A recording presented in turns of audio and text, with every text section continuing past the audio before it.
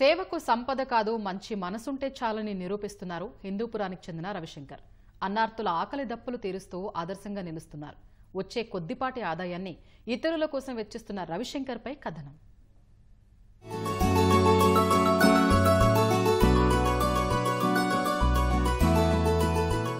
ఈయనే శ్రీ సత్యసాయి జిల్లా హిందూపురానికి చెందిన రవిశంకర్. ఓ చిన్నపాటి సైకిల్ రిపేరు దుకాణం నిర్వాహకుడు.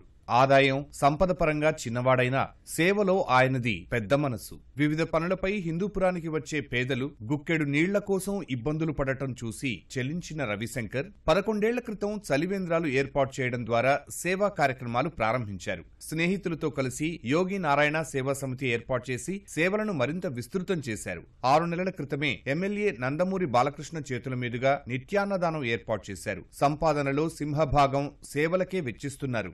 పేద విద్యార్థులకు పుస్తకాల పంపిణీ, కరోనా వేళ పారిశుధ్య పనులు, మందుల పంపిణీ వంటి కార్యక్రమాలు చేపట్టి పెద్ద మనసు చాటుకున్నారు. కుటుంబ సభ్యులు కూడా ఆయనకు తోడుగా నిలుస్తున్నారు. ఒకటే అని కాకుండా ప్రతి ఒక్క బీదవాడు కూడా నీళ్ళకు కానీ ఏదైనా కానీ టౌన్లో వచ్చి డబ్బులు పెట్టి నీళ్లు కూడా తాగలేని పరిస్థితులు ఉన్నాయి కాబట్టి అందుకే ప్రతి ఒక్కరికి ఫస్ట్ చలివేంద్రంతో ఒక చలివేంద్రం స్టార్ట్ చేసి అంచెలంచెలుగా ఇప్పుడు 18 చలివేంద్రాలను ఏర్పాటు చేసి ఇందుకోసం నేను సంపాదించిన రూపాయలో 10 రూపాయలు 90 రూపాయలు దీన్ని ఖర్చు పెట్టి 10 రూపాయలు నా ఇంటికి ఖర్చు పెట్టుకుంటూ ఈ కార్యక్రమాలను ముందుకు సాగిస్తున్నాను. అలాగే 30,000 మంది పిల్లలకు బుక్స్ ఇవ్వడం జరిగింది. కరోనా టైంలో అన్ని చోట్ల పోయి మనం ఓన్గా ఖర్చు పెట్టి 7.5 లక్షల రూపాయలు అప్పుడు ఖర్చు పెట్టి మేము 15,000 ఇండ్లు దాదాపు కడగడం జరిగింది. అంతేకాకుండా తమిళనాడులో కూడా ఒక నెల వెళ్ళి నేను అక్కడ సేవ్ చేయడం జరిగింది. కర్ణాటకలో చేశాను. మెడికల్ క్యాంప్ పెట్టి 1,200 మందికి ఎంఎస్ రామ్ హాస్పిటల్ నుంచి పిలుచుకొని వచ్చి వాళ్ళకు కూడా మేము అక్కడ ఇచ్చేసాము. మేము ఇంట్లో తరకారీలన్నీ మేము ఇంట్లో కట్ చేసి ఇస్తాము.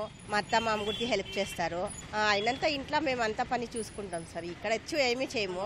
మా ఆయనే ఇక్కడంతా చేసుకుంటాడు. ఒకరోజు పప్పు అన్నము, స్వీటు, కేసరి బాత్ చేస్తారు, పొంగల్ చేస్తారు, మళ్ళీ సాంబార్ అన్నము, టమోటా రసము, అన్నం. మా ఆయన చేసే ప్రతి పనికి మేము హెల్ప్ చేస్తాము.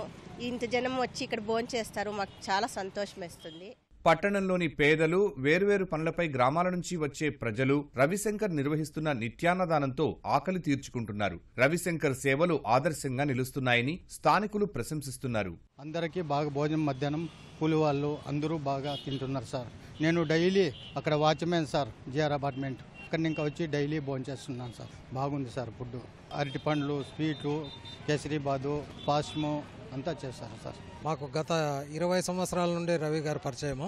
ఈ కైవారం తాతయ్య గారి దీంతో ఆయన కూడా ఆ సంస్థలో చేరుకుని మరి ఫస్ట్ మా టౌన్లో దాహార్తిని తీర్చడానికని నీళ్ళ ట్యాంకులు ఏర్పాటు చేయడం జరిగింది. కంటిన్యూస్గా రోజు మధ్యాహ్నం పూట 350 మంది రోజు కూడా ఇక్కడ పేదలు, నిరుపేదలు, చాలా మంది గ్రామస్తులు వీళ్ళందరూ కూడా ఇక్కడ భోంచేసి వెళ్తుంటారు. ప్రతి ఆదివారం గోపూజ గాని, వృద్ధులకు చలికాలం దుప్పట్లు పంపిణీ గాని ఇలాంటి సేవా కార్యక్రమాలకి ఆయన చేయడం చూసి మేము కూడా ఆయన మార్గదర్శనంలో నడుచాలనే ఉద్దేశంతో మేము కూడా ఇటువంటి కార్యక్రమాలను చూసి ఎంతో ఇన్స్పిరేషన్ అవుతున్నాం సార్.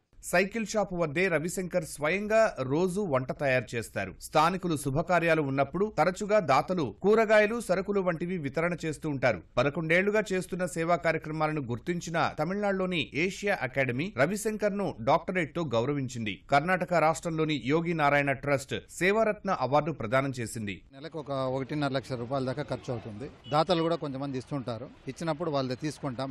మేమైతే ఎవరిని అడగను. నందమూరి బాలకృష్ణ గారి చేతుల మీదుగా ఇది ఓపెన్ చేసినప్పటి నుంచి ఈ రోజుకి 1,80,000 మంది అన్నప్రసాదం చేయడం జరిగింది. వారి యొక్క మంచి ఆలోచనతో వారితో స్టార్ట్ చేయించడం కూడా ఇప్పటిదాకా నిలబెట్టకుండా దీన్ని ముందుకు సాగిస్తున్నాము.